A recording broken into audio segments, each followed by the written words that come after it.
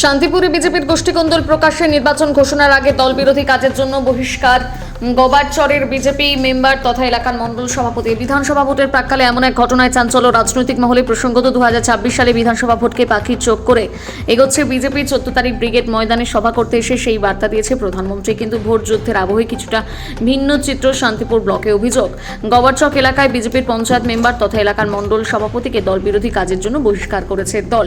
যদি বহিষ্কৃত মণ্ডল সভাপতির দাবি, গত প্রায় 6 মাস আগে তাকে মণ্ডল সভাপতির দায়িত্ব দেওয়া হয়েছিল। সম্প্রতি নির্বাচনী কমিটি তৈরির ক্ষেত্রে দলীয় কর্মীদের গুরুত্ব দেওয়ার জন্য সরব হয়েছেন তিনি।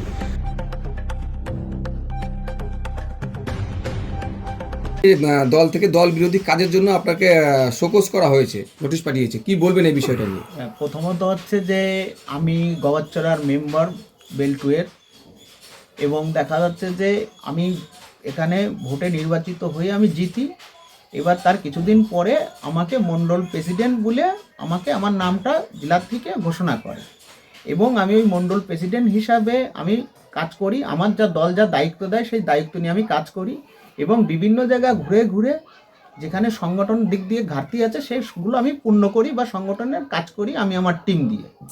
এবং দেখা যাচ্ছে যে মাঝপথে এসে কিছুদিন পরে দেখা যাচ্ছে যে আমাকে মণ্ডল স্তরে কোনো সূচনা বা কোনো কিছু না আসার আগে দেখা যাচ্ছে যে আমার মণ্ডলে দেখা যাচ্ছে নিচুতরের কর্মীরা তারা জেনে যায়, এবং এই নিয়েই হচ্ছে গিয়ে সূত্রপাত, এবং এটা নিয়ে চলতে থাকে।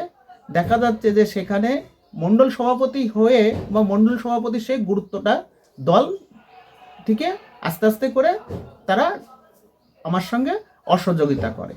আপনাকে দল দায়িত্ব দিয়েছিল কবে মণ্ডল সভাপতি? আমাকে হয়তো আনুমানিক, সেটা আমি আমার ডেটটা হয়তো মনে নেই, সেটা আমার লিস্ট বের করলে পরে আমি জানতে পারবো, আনুমানিক হয়তো 6 মাস। আচ্ছা, এই যে আপনার সাথে এই সমস্যাগুলো হচ্ছে, এই নিয়ে কখনো জেলা সভাপতি বা আপনাদের দলের সাংসদকে জানিয়েছিলেন? হ্যাঁ, অবশ্যই জানানো আছে। সেটা হচ্ছে আমাদের জেলা সভাপতি অপর্ণাদি, তাকে জানিয়েছি। জেলা স্তরের নেতৃত্বও জানে, আদার্সরাও অন্যান্যরাও জানে, এবং আমাদের যে সংসদ জগন্নাথ সরকার তাকেও আমি আমার ব্যক্তিগতভাবে আমি জানাই। তারা কি বলেন? এবং তাদের থেকে আমি কোনো এই বিষয়ে আমি কোনো সুরাহা পাইনি। এটা কি প্রকাশ্যে গোষ্ঠীদ্বন্দ্ব? সামনে তো নির্বাচন। সেটা প্রকাশ্যে আস্তে আস্তে যেটা উঠে আসছে সেটা হচ্ছে আমি মনে করি যে এই কারণের জন্য জেলা দায়ী। মূলত কাদের সাথে আপনার এই সমস্যাটা তৈরি হয়েছে? এটা সমস্যাটা কাদের সঙ্গে বলতে, যাদের সঙ্গে হয়েছে তারা আলাদা একটা গ্রুপ করে নিয়ে চলে, এবং তারা বিজেপির মধ্যেই আচ্ছা, বিজেপিই তারা করে, কিন্তু দেখা যাচ্ছে সক্রিয়ভাবে তারা বিজেপির কোনো বৈঠক বা কোনো মিছিল, কোনো প্রোগ্রাম করে না। কোনো অনুষ্ঠানে দেখা যায় না তাদের, কোনো অনুষ্ঠানে কোনো প্রোগ্রামে তাদেরকে দেখা যায় না। এবং দেখা যাচ্ছে যে সেখানে যদি দেখা যাচ্ছে কোনো বৈঠক হয়, সে বৈঠক দলীয় কোনো প্রোগ্রাম হলে তারা তো আসে না, আরও বরঞ্চ লোকগুলোকে তারা বারণ করে যাতে সেখানে অসহযোগিতা দলের হয়। আচ্ছা, যেখানে দেখা যাচ্ছে একটা নোটিশ করা হয়েছে, আপনাকে উত্তর দেওয়ার কথা বলা হয়েছে, দলীয়ভাবে জানতে চাইছে, সেখানে কি আপনি উত্তর দিয়েছেন কোনো? সেখানে আমাকে দিয়েছে হচ্ছে গিয়ে 13 তারিখে নোটিশ দিয়েছে। এবার সেই নোটিশে আসে 7 দিনের মধ্যে আমার উত্তর দিতে হবে, কিন্তু যেটা হচ্ছে গিয়ে দেখা যাচ্ছে যে আমাকে দলের থেকে আবার বহিষ্কার করে 3 দিনের মধ্যে। যেটা হচ্ছে আমি 13 তারিখে নোটিশ পাই, 3 দিনের মধ্যে 10 তারিখে নোটিশ পাই, সেটা হচ্ছে 13 তারিখে আবার একটা দল বহিষ্কারের নোটিশ আমি পাই। তার মানে আমাকে 3 দিন, ওদিকে নোটিশে লেখা আছে 7 দিন, কিন্তু আমি সময় পাই 3 দিন। সেই 3 দিনের মধ্যে আমি সেই উত্তরটা দিতে পারি।